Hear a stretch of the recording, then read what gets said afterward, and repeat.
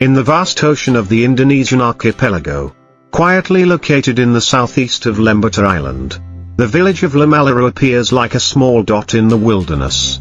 But right in this seemingly peaceful place, an ancient tradition has existed for hundreds of years, hunting whales with their bare hands. Not with large ships, and certainly not with modern harpoons, but with primitive wooden boats, hand oars and sharp spears. The people here directly compete with one of the largest and most majestic creatures on the planet, the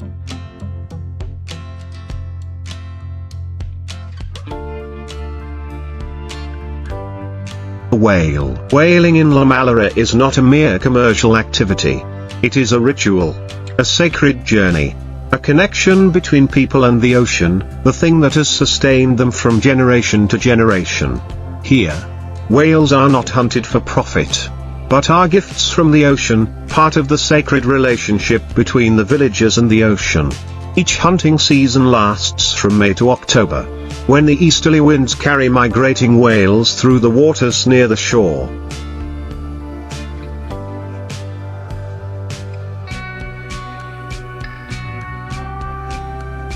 And the Lamalaru men prepare for the hunt, an act of courage, daring and risk. The leader of the whale hunt is called Lamafa, the sea warrior, and is the only one authorized to throw a spear at the whale.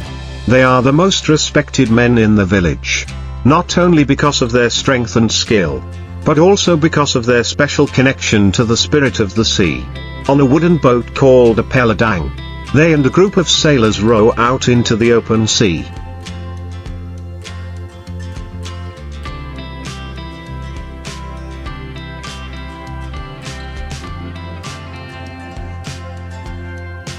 Without an engine, without a compass, only their instincts, ancestral experience and courage to confront whales weighing tens of tons.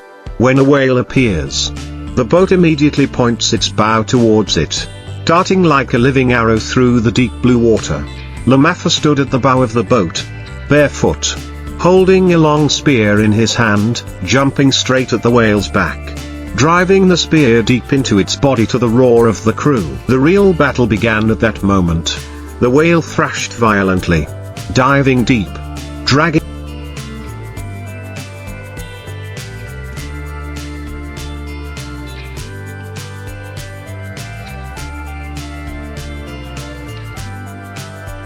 the boat with it if it had not already broken the rope. The struggle could last for hours, even days. Sometimes the whale dived so deep that the hunters were dragged under, never to resurface. The sea was unforgiving. But it was also not cruel, for the Lamalaru. Death while hunting whales was the most glorious death. A complete sacrifice to tradition and community. When the whale collapsed, the entire Lamalaru village seemed to come back to life. They gathered on the beach,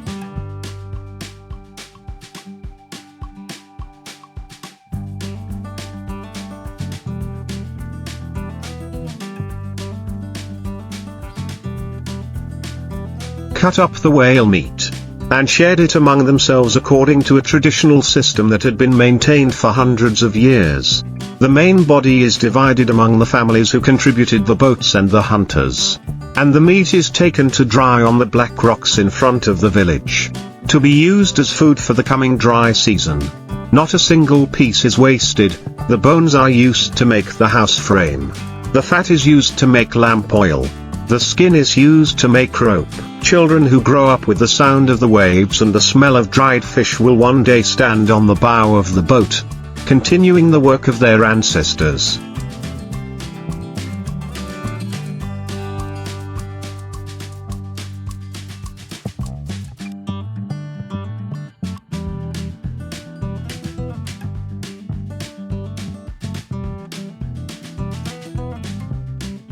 But not everyone is chosen to be Lamafa. It is believed that only those with the breath of the sea are chosen. The elders keep a close eye on each child, those who always feel close to the sea. Those who are not afraid of big waves or sharks. Those who can look into the water and know where the fish are. They are trained, tested, and if accepted by the sea, become future spearmen. In Lamalaru, Life does not just survive, it fights and works with nature. Whaling here is not banned like in many other places.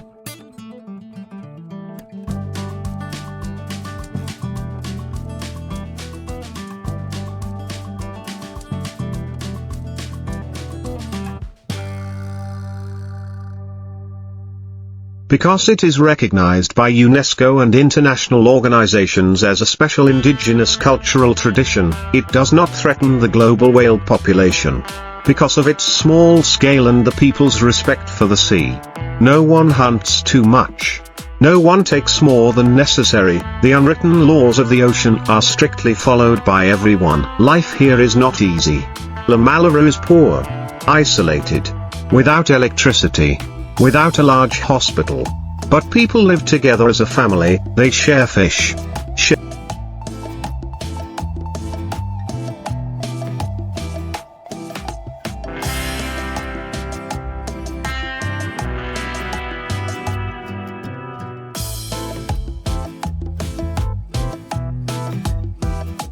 salt.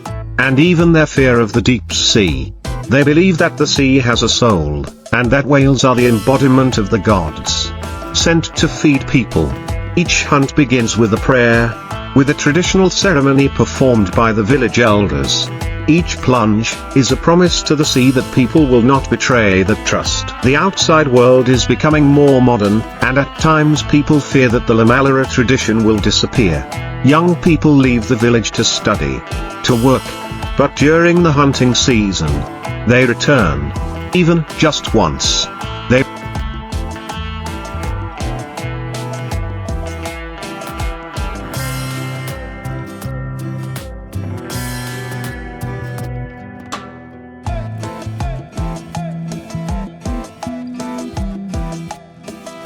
want to stand on the small boat, feel the breath of the sea, of the whale, and of the blood of their ancestors boiling in their bodies.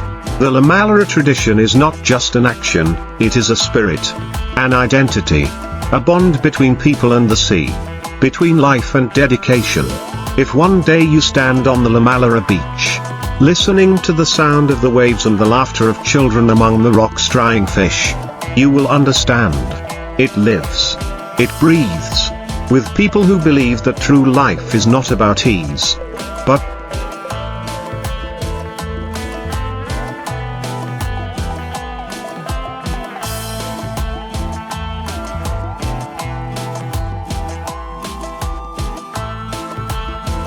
about commitment, struggle, and gratitude for every gift that nature gives.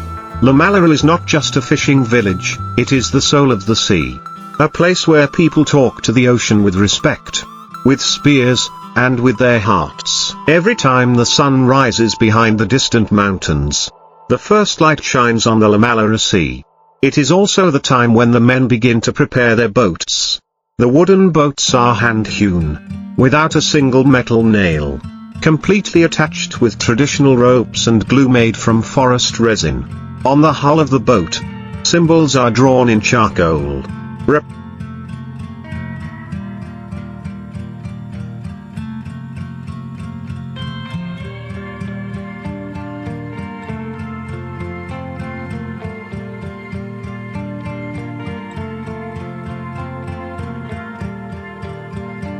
representing the sea spirit, ancestors and guardian gods. The elders sit by the fire, quietly whispering ancient prayers, as if talking to the ocean. The La Malura do not hunt whales every day. They only board the boat when the whales appear. And it does not depend on human will. They observe the sky, the wind direction, and even the signs in their dreams. The village elder says that if a person dreams of a school of whales swimming under the moonlight, then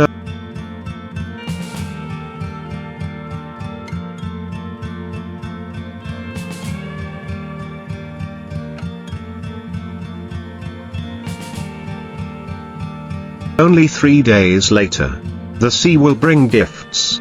These omens are not superstitions, but the result of hundreds of years of accumulated experience. When they are sure that the school of whales is approaching, they call each other to pull the boat out to sea. Without an alarm, Only the sound of drums made from bamboo sticks beating steadily, reverberating in the quiet bay like a sacred song.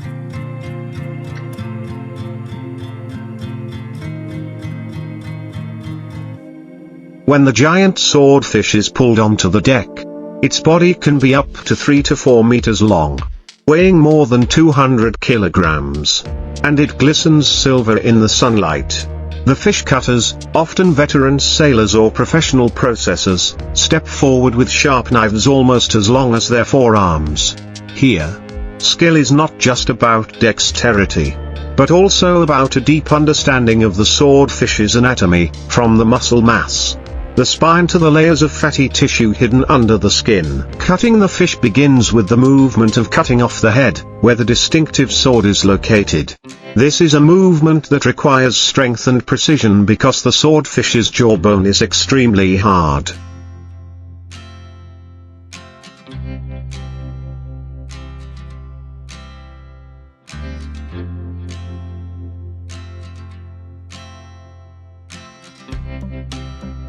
The knife makes a strong cut in the throat, then along the base of the sword. A small crack is heard when the tip of the knife passes through the neck bone. The head is separated and set aside. The sword is often kept dried as a souvenir or traditional decoration. Next, the belly is cut. The knife tip glides quickly, lightly and evenly along the fish's belly, from the anus up near the neck. At this time, all the internal organs, liver, intestines, stomach, are carefully pulled out. If the fish has just been caught and is still fresh, the liver will be large and bright yellow, which can be used to extract oil. As for the stomach, if it still contains squid or small fish, it proves that the swordfish is in a strong hunting period, a sign of delicious.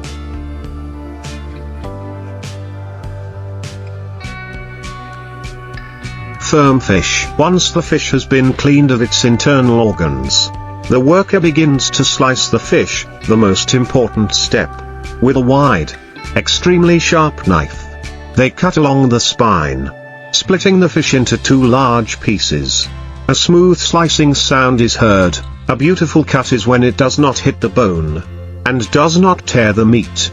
Swordfish has a firm meat structure, similar to beef, so if the knife is not sharp enough, the fish will be fibrous and lose its aesthetic appeal. After being divided into 2 halves, each side of the fish is further cut into loins, rectangular strips of meat about 50 to 70 centimeters long, almost a hand's thickness. The meat fibers are large, dark in the middle, gradually lightening towards the edges. The core is often reserved for export or used as sashimi, high-end steak. The edges are cut into smaller blocks, used for canning or drying. The tail is cut off last, where there are many tendons and muscles.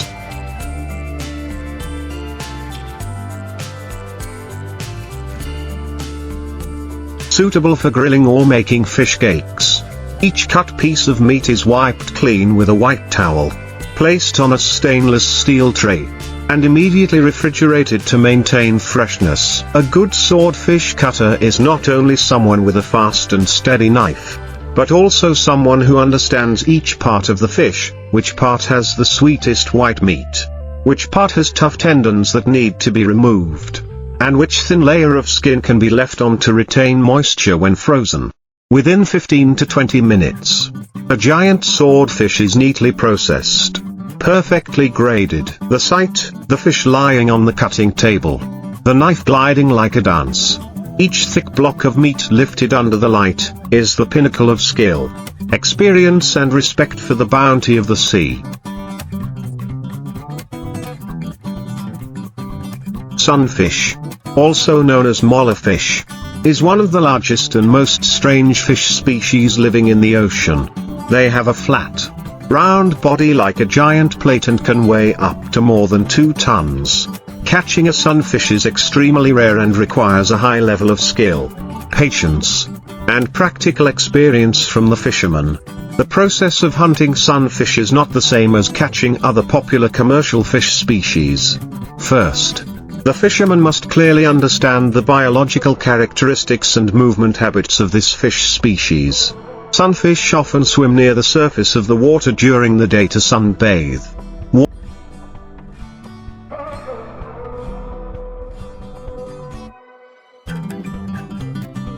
Warming their bodies after diving deep into cold water to feed. Based on this behavior, the fisherman will monitor warm water areas, usually using the naked eye or sonar equipment to detect large fish shadows floating near the surface of the water. When detecting a sunfish, the fisherman must approach slowly, avoiding making loud noises because this fish species is quite shy. For those using small boats, approaching and fishing for sunfish requires slow reeling techniques using natural baits such as jellyfish or artificial baits that have a soft shape and gentle movement to mimic real prey. Casting also requires precision because sunfish have small mouths and do not usually bite as hard as other predatory fish. Once the fish has taken the bait, the fisherman needs to be extremely calm and patient. Because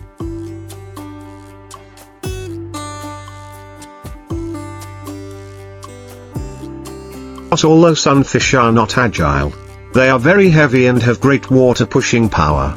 The process of pulling the fish up can last for hours, requiring the fisherman to have physical strength and use the reeling technique combined with the support of specialized fishing equipment such as high-power fishing rods, heavy-duty reels and heavy-duty braided fishing lines.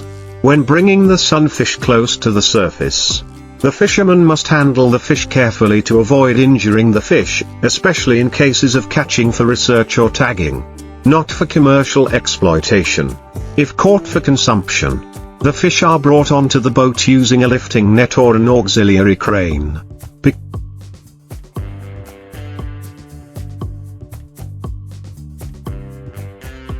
Because the sunfish has a special body structure with thick skin and a lot of cartilage, post-capture processing also requires special skills to filter the meat and preserve it properly. In some countries such as Japan, the meat of the sunfish is considered a delicacy and must be processed carefully because the fish can contain toxins if not done properly. In addition to fishing and handling skills, sunfish hunters also need knowledge of the laws and regulations protecting this species.